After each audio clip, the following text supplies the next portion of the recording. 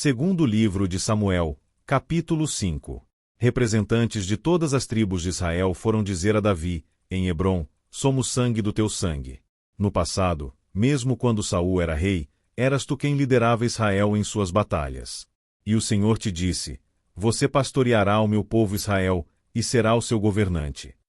Então todas as autoridades de Israel foram ao encontro do rei Davi em Hebrom, e ele fez um acordo com eles em Hebrom perante o Senhor, e eles ungiram Davi rei de Israel. Davi tinha 30 anos de idade quando começou a reinar, e reinou durante 40 anos. Em Hebrom, reinou sobre Judá 7 anos e meio, e em Jerusalém reinou sobre todo Israel e Judá 33 anos. O rei e seus soldados marcharam para Jerusalém para atacar os jebuseus que viviam lá. E os jebuseus disseram a Davi: você não entrará aqui. Até os cegos e os aleijados podem se defender de você. Eles achavam que Davi não conseguiria entrar. Mas Davi conquistou a fortaleza de Sião, que veio a ser a cidade de Davi. Naquele dia disse Davi: quem quiser vencer os jebuseus terá que utilizar a passagem de água para chegar àqueles cegos e aleijados, inimigos de Davi. É por isso que dizem: os cegos e aleijados não entrarão no palácio. Davi passou a morar na fortaleza e chamou a cidade de Davi. Construiu defesas na parte interna da cidade desde os muros de Arrimo. E foi se tornando cada vez mais poderoso, pois o Senhor Deus dos exércitos estava com ele. Pouco depois Hirão, rei de Tiro, enviou a Davi uma delegação, que trouxe toras de cedro, e também carpinteiros e pedreiros que construíram um palácio para Davi. Então Davi teve certeza de que o Senhor o confirmara como rei de Israel e que seu reino estava prosperando por amor de seu povo Israel. Depois de mudar-se de Hebrom para Jerusalém, Davi tomou mais concubinas e esposas, e gerou mais filhos e filhas. Estes são os nomes dos que lhe nasceram ali: Samua, Sobabe, Natã, Salomão, Ibar, Elisua, Nefeg, Jafia, Elisama, Eliada e Elifelete. Ao saber que Davi tinha sido ungido rei de Israel, os filisteus foram com todo o exército prendê-lo, mas Davi soube disso e foi para a fortaleza. Tendo os filisteus se espalhado pelo vale de Refaim, Davi perguntou ao Senhor: devo atacar os filisteus? Tu os entregarás nas minhas mãos? O Senhor lhe respondeu: vá, eu os entregarei nas suas mãos. Então Davi foi a Baal-Perazim e lá os derrotou. E disse: assim como as águas de uma enchente causam destruição, pelas minhas mãos o Senhor destruiu os meus inimigos diante de mim. Então aquele lugar passou a ser chamado Baal-Perazim. Como os filisteus haviam abandonado seus ídolos ali, Davi e seus soldados os apanharam. Mais uma vez os filisteus marcharam e se espalharam pelo vale de Refaim. Então Davi consultou o Senhor de novo, que lhe respondeu: não ataque pela frente, mas dê a volta por trás deles e ataque-os em frente das amoreiras. Assim que você ouvir um som de passos por cima das amoreiras, saia rapidamente, pois este é o sinal de que o Senhor saiu à sua frente para ferir o exército filisteu. Davi fez como o Senhor lhe tinha ordenado, e derrotou os filisteus por todo o caminho, desde Gibeon até Gezer. Segundo livro de Samuel, capítulo 6. De novo Davi reuniu os melhores guerreiros de Israel, 30.000 ao todo. Ele e todos os que o acompanhavam partiram para Baalim, em Judá, para buscar a arca de Deus, arca sobre a qual é invocado o nome do Senhor dos Exércitos, entronizado entre os querubins acima dela. Puseram a arca de Deus num carroção novo e a levaram da casa de Abinadab, na colina. Uzá e Aió, filhos de Abinadab, conduziam o carroção, com a arca de Deus, e Aió andava na frente dela. Davi e todos os israelitas iam cantando e dançando perante o Senhor, ao som de todo tipo de instrumentos de pinho, harpas, liras, tamborins, chocalhos e símbolos. Quando chegaram à eira de Nacon, Uzá esticou o braço e segurou a arca de Deus, porque os bois haviam tropeçado. A ira do Senhor acendeu-se contra Uzá por seu ato de irreverência. Por isso Deus o feriu, e ele morreu ali mesmo, ao lado da arca de Deus. Davi ficou contrariado porque o Senhor, em sua ira, havia fulminado Uzá. Até hoje aquele lugar é chamado Pérez-Uzá. Naquele dia, Davi teve medo do Senhor e se perguntou: como vou conseguir levar a arca do Senhor? Por isso ele desistiu de levar a arca do Senhor para a cidade de Davi. Em vez disso, levou-a para a casa de Obed-edom, de Gate. A arca do Senhor ficou na casa dele por 3 meses, e o Senhor o abençoou e a toda a sua família. E disseram ao rei Davi: O Senhor tem abençoado a família de Obed-edom e tudo o que ele possui, por causa da arca de Deus.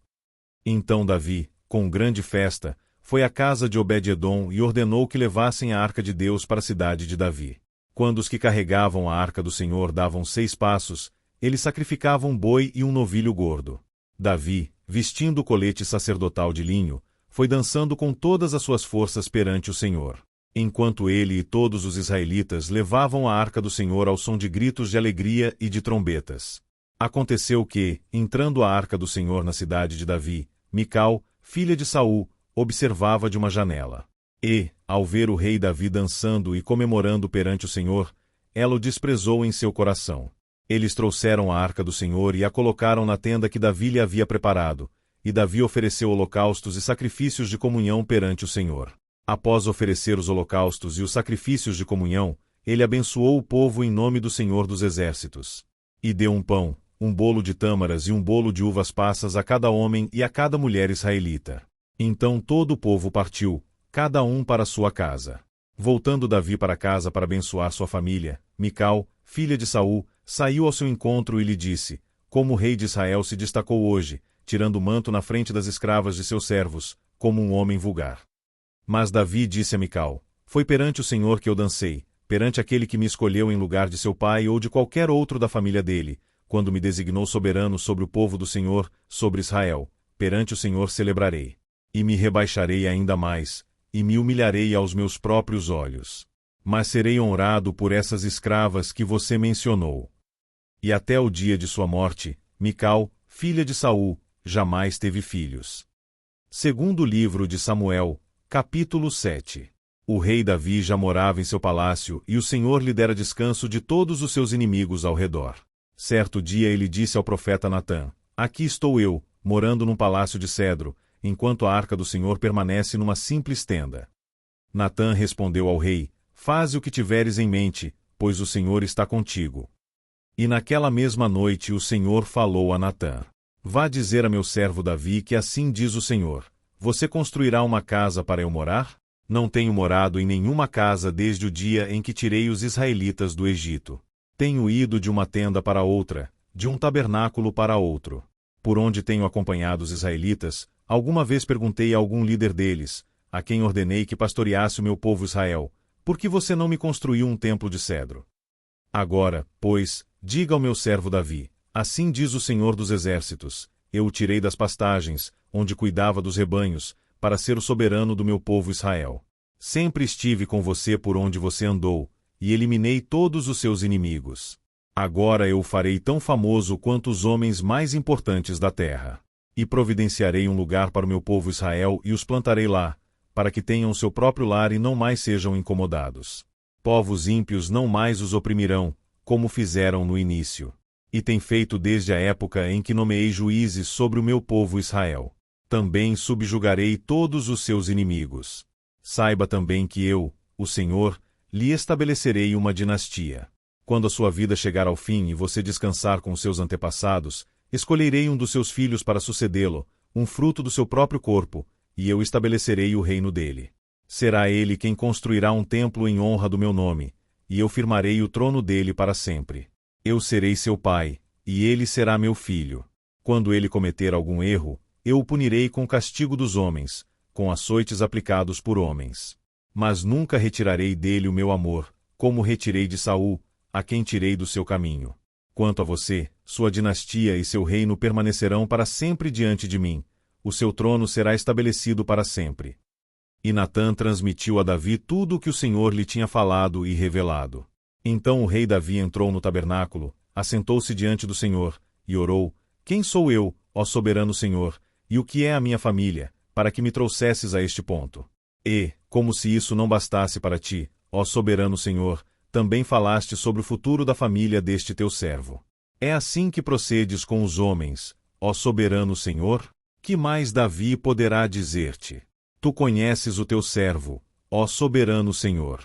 Por amor de tua palavra e de acordo com tua vontade, realizaste este feito grandioso e o revelaste ao teu servo. Quão grande és tu, ó soberano Senhor! Não há ninguém como tu nem há outro Deus além de ti, conforme tudo que sabemos. E quem é como teu povo Israel, a única nação da terra que tu, ó Deus, resgataste para dela fazeres um povo para ti mesmo, e assim tornaste o teu nome famoso, realizaste grandes e impressionantes maravilhas ao expulsar nações e seus deuses de diante dessa mesma nação que libertaste do Egito. Tu mesmo fizeste de Israel o teu povo particular para sempre, e tu, ó Senhor, te tornaste o seu Deus. Agora, Senhor Deus, confirma para sempre a promessa que fizeste a respeito de teu servo e de sua descendência. Faze conforme prometeste, para que o teu nome seja engrandecido para sempre e os homens digam: o Senhor dos Exércitos é o Deus de Israel. E a descendência de teu servo Davi se manterá firme diante de ti. Ó Senhor dos Exércitos, Deus de Israel, tu mesmo revelaste a teu servo, quando disseste: estabelecerei uma dinastia para você. Por isso o teu servo achou coragem para orar a ti.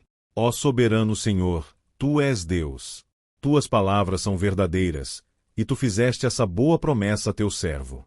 Agora, por tua bondade, abençoa a família de teu servo, para que ela continue para sempre na tua presença. Tu, ó soberano Senhor, o prometeste. E, abençoada por ti, bendita será para sempre a família de teu servo.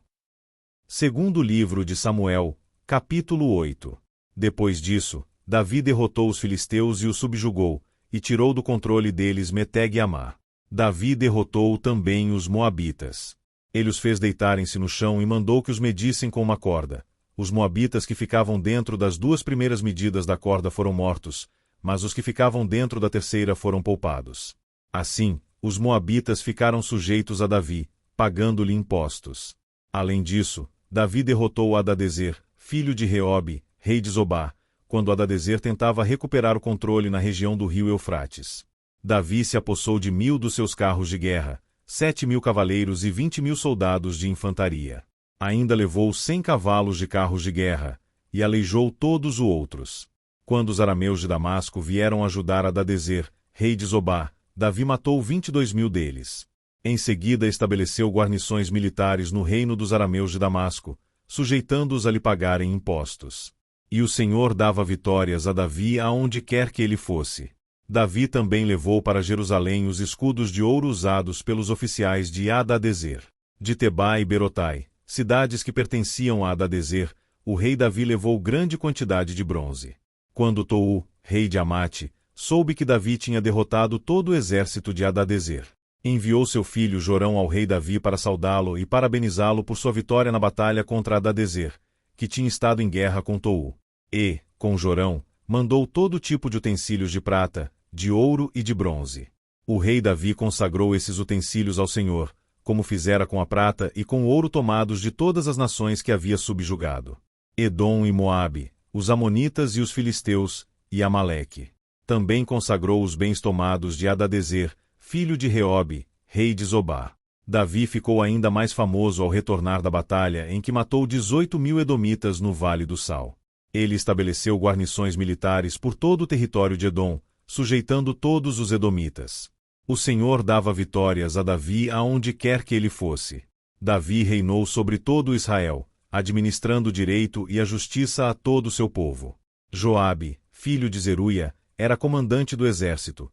Josafá, filho de Ailude, era o arquivista real. Radoque, filho de Aitube, e Aimeleque, filho de Abiatar, eram sacerdotes. Seraías era secretário.